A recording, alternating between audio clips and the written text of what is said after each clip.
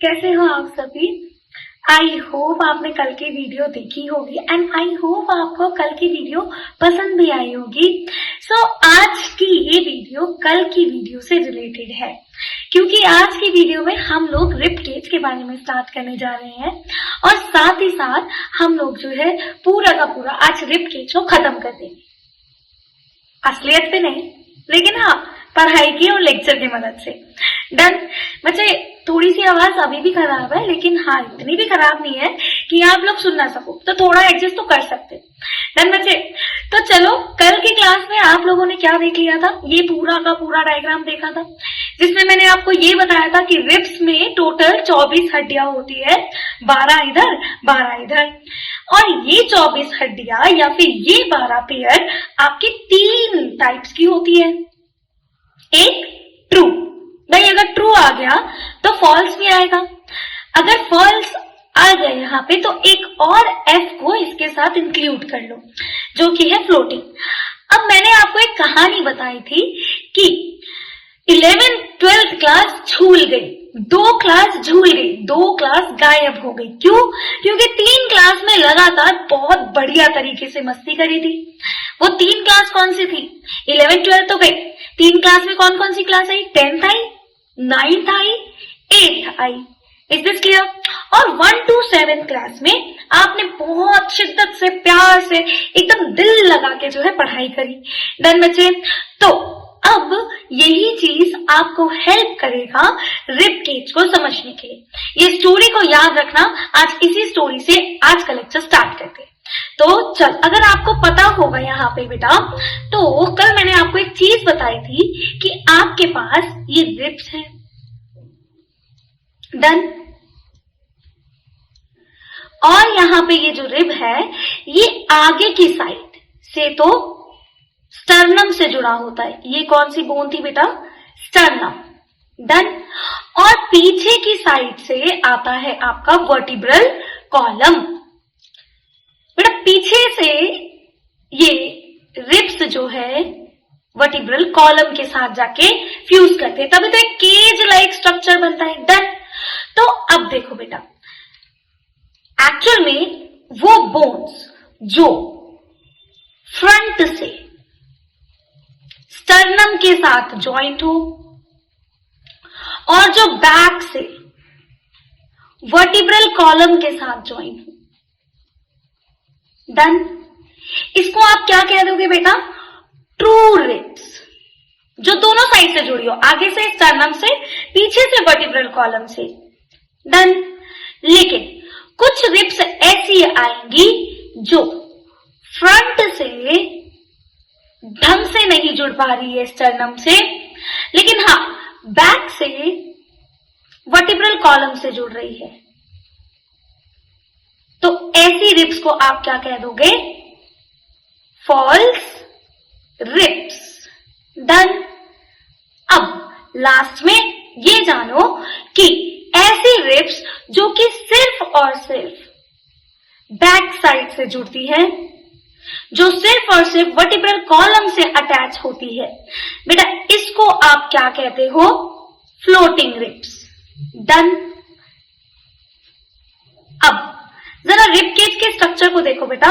ये वाली रिब आगे से स्टर्नम से जुड़ी है, पीछे से वर्टिब्रल कॉलम से जुड़ी है, तो ये ट्रू हो गई।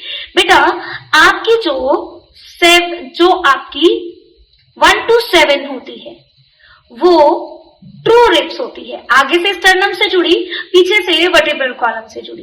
लेकिन इसके बाद जो 8th होती है, जो 9th होती है और जो 10th वाली जो रिब होती है, पहले ये आपस में फ्यूज करती है और फ्यूज करने के बाद ये जाके जुड़ती है। लेट्स सपोज मैं यहाँ पे आपका 7th वाला रिब जो है वो ड्रॉ कर रही हूँ। डन। ये जाके 7th वाले के साथ जाके जुड़ जाती है। तो आगे से इसका अटैचमेंट डायरेक्टली इंडिविजुअली स्टर्नम के साथ नहीं हो पा रहा है, लेकिन हाँ आगे से ये अटैच जरूर है, लेकिन किसके साथ अटैच है? 7th वाली रिब के साथ अटैच है और इसी के थ्रू जो है वो फ्रंट से अटैचमेंट पा रहा है। डन बच्चे, पीछे पूरा का पूरा आपका क्या है? Vertebral column. डन। अब क्यों हो रहा है बेटा? देखो स्टर्नम जो है बहुत छोटी सी बोन है, इतनी भी नहीं बड़ी बोन है कि सारे के 12 के 12 को अटैचमेंट की स्पेस दे दे, नहीं है। तो अब जो दो बोन लास्ट की रह गई जो थी आपकी 11th and 12th bone. Done बच्चे, ये 11th एंड 12th ये सिर्फ और सिर्फ पीछे से वर्टिब्रल कॉलम से अटैच रहती है, इसीलिए इनको हम बोल देते हैं फ्लोटिंग रिब्स।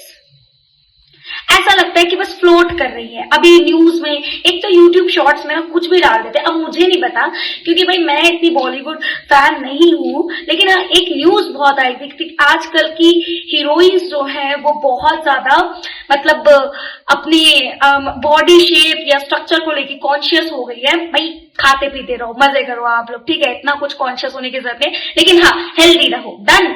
तो वो लोग क्या कर रही है ना, इसकी सर्जरी करा रही है ताकि ये जो है उनका जो बॉडी पोस्चर है, जो कर्व है वो प्रॉपर आ जाए। It's a dangerous process but don't know why they are opting for, but okay चलो है तो है, हम बायो वाले डिस्कस कर लेते हैं इसको। क्लियर बच्चे? तो ये थी पूरी की पूरी रिब्स की कहानी। एक कहानी और सुन लो बच्चे, क्योंकि मैं पढ़ा रही हूँ आपको, तो यार ऐसे तो जाने नहीं दूंगी, आपकी बायो बहुत अच्छी करा के मानूंगी। बेटा ये फ्रंट बैक हम लोगों को पता है। Done.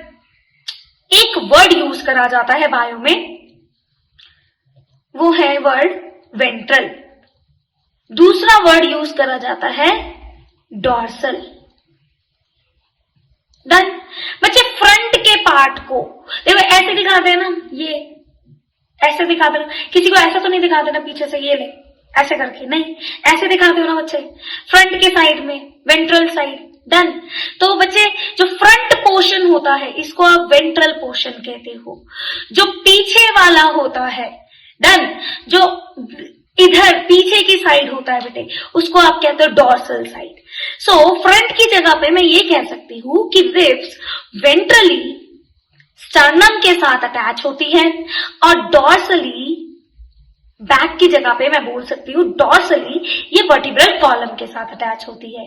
False ribs ventrally 7th rib के साथ जाके अटैच होती है। देखो भाई अब ये कहानी ना बहुत सिंपल सी होते जा रही है, आप लोगों ने सारी चीज सुन ली है। अब मैं एक चीज बताती हूँ। देखो मान लो 1 to 12 क्लास है, 11 12 के बच्चे हर बारी बदमाशी होते जा रहे हैं। ऐसा क्यों है? क्योंकि 3 क्लास वो मस्ती कर ले रहे हैं। अब मान लो सिर्फ आप ही की पीढ़ी ने यहाँ पे मस्ती करी, लेकिन जो नेक्स्ट बैच आ रहा है 11 12 का वो भी तो फिर से मस्ती कर रहा है। अच्छा उनके नेक्स्ट जो बैच आ रहा है वो भी फिर से मस्ती कर रहे हैं। तो ये एक्चुअल में ऐसा हो रहा है कि मस्तीखोरी बंद हो ही नहीं रही है। तो ऐसा क्या है? देखो 11 12 तो तुम लोगों ने एकदम बना लिया भाई हमें 11 12 बेकार करनी है, फ्लोट करा देनी है, एकदम फ्लोट करा देनी है। उसके लिए 3 क्लासेस हमें बंक करनी पड़ेगी, 3 में मस्ती करनी पड़ेगी, फॉल्स स्टूडेंट्स बनने पड़ेंगे। सो 8 9 10th आपने फॉल्स कर लिया। अब 8 9 10th वाले बच्चे जो है ना ग्रुप बना के ये जा रहे हैं 7th क्लास में, क्योंकि भाई नेक्स्ट जो है 7th क्लास के बच्चे ही तो 8th क्लास में प्रमोट होने वाले हैं ना। तो ये बना रहे ग्रुप और ये गैंग बना के जुड़ रहे हैं 7th वाले के साथ, और ये जाके ग्रुप बना के बोल रहे हैं सुनो मेरी बात, तुम 7th क्लास के बच्चों जितना पढ़ाई करना था कर लिया, 8 9 10th में मस्ती करनी है, फॉल्स स्टूडेंट ही बनना है, क्योंकि 11 12 हमें झुलानी है। डन। तो बेटा इसको देखो 8th वाली बोन, 9th वाली बोन और 10th वाली bone they fuse together and then they joint with that 7th one and then ventrally they are joining to the sternum। Then बच्चे वेंट्रली स्टर्नम के साथ जुड़ जा रहे हैं, वो भी 7th रिब की मदद से। बच्चे जरा सांस लेके देखो, सांस छोड़ो, देन वापिस से सांस लो, सांस छोड़ो। मान लो ये रिब केज है, देन 2 हड्डी, ये स्टर्नम है, आगे की साइड से स्टर्नम से जुड़ गया। मान लो ये जो पूरा आपकी जो संपा मैम है वो वर्टिब्रल कॉलम है। डन। तो मान लो ये आपका वर्टिब्रल कॉलम है, ये क्या है स्टर्नम, ये क्या है रिब बोन्स। चलो ये देखो ये वाली रिब बोन ने आके इससे अटैचमेंट करी, ये वाली रिब बोन ने आके इससे अटैचमेंट करी। अरे 1 मिनट में चुप गई। Okay done. अब ठीक हो। पीछे से देखो बेटा, ये देखो पीछे से किससे ज्वाइंट है, ये वर्टिब्रल कॉलम से। इज दिस क्लियर बच्चे? अब ये स्टर्नम से वेंट्रली साइड से ज्वाइंट है, पीछे से डॉर्सली साइड से। सांस लेते हैं, ये एक्सपेंड हुई, सांस छोड़ते हैं, एक्सपेंड, अगर मान लो ये स्टर्नम से एकदम फिक्स जॉइंट बना लेती तो भाई ऐसे होता सांस ली, इधर से एकदम से कटा, आवाज होती अरे मेरा एक रिब टूट गया, फिर से सांस ली किसी ने एकदम ऐसे अरे एक और जॉइंट निकल गया, ऐसा नहीं है ना। बार बार रिलैक्स कर रही है, एक्सपेंड कर रही है, रिलैक्स कर रही है, एक्सपेंड कर रही है। ब्रीद इन एक्सचेंज कैसे में पढ़ेंगे कि हमारे रिब्स के बीच में भी कुछ मसल्स जो है वो होती है जो इस एक्सपेंडिचर मतलब जो सॉरी एक्सपेंडिचर क्या बोल रही हूँ, जो एक्सपेंड कराने में, रिलैक्स कराने में हेल्प करती है। बट बेटा ये जो आपकी रिब्स है ना बेटा, ये ऐसा सॉलिड जॉइंट नहीं बना रही है, एक्चुअली ये कार्टिलेज की हेल्प से आपकी स्टर्नम से जॉइंट होती है और इस कार्टिलेज का नाम है हायालिन कार्टिलेज। हायालिन कार्टिलेज। सो यहां पे खत्म होता है आपका पूरा का पूरा रिब्स।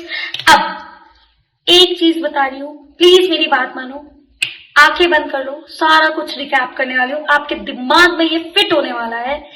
सबसे पहले रिब केज, ओके, आगे स्टर्नम, स्टार्टिंग बोन, एस से स्टार्ट, स्टर्नम से स्टार्ट करना है, स्टर्नम पीछे, वर्टिब्रल कॉलम, डन।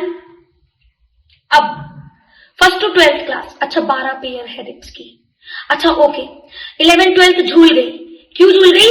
क्योंकि 3 क्लास मस्ती करी, 8 9 10th क्लास मस्ती करी, अच्छा 8 9 10th क्लास मस्ती करी, 11 12 बार बार झूल जा रही, क्यों? क्योंकि 8 9 10th क्लास के बच्चे ग्रुप बना के 7th क्लास के बच्चों को जाके क्या कर रहे हैं भाई, परेशान कर रहे हैं और उनको बोल रहे हैं तुम्हें हमें हमारी लीगेसी ही फॉलो करनी है। तो ये जाके 8 9 10 क्या स्टर्नम से डायरेक्टली अटैच होता है? नो, 7th रिब से जाके अटैच होता है। और 7th रिब स्टर्नम से कैसे अटैच है? Direct bone to bone connection, cartilage है एक, इन दोनों को एक कार्टिलेज ज्वाइन कर रहा है। 8 9 10th के बच्चे 7th क्लास के बच्चे को बोल रहे हैं हाय, हायालिन कार्टिलेज, हायालिन कार्टिलेज। सो जितनी भी रिब्स है बच्चे वो स्टर्नम के साथ एक कार्टिलेजिनस जॉइंट के साथ जो है जुड़ती है, उस कार्टिलेजिनस जॉइंट का नाम है हायालिन कार्टिलेज। आई होप आपको ये रिब्स का टॉपिक पूरा का पूरा क्लियर हो गया होगा। अगर कोई भी डाउट है आप कमेंट सेक्शन में बता सकते हैं बच्चे, that is open for you all.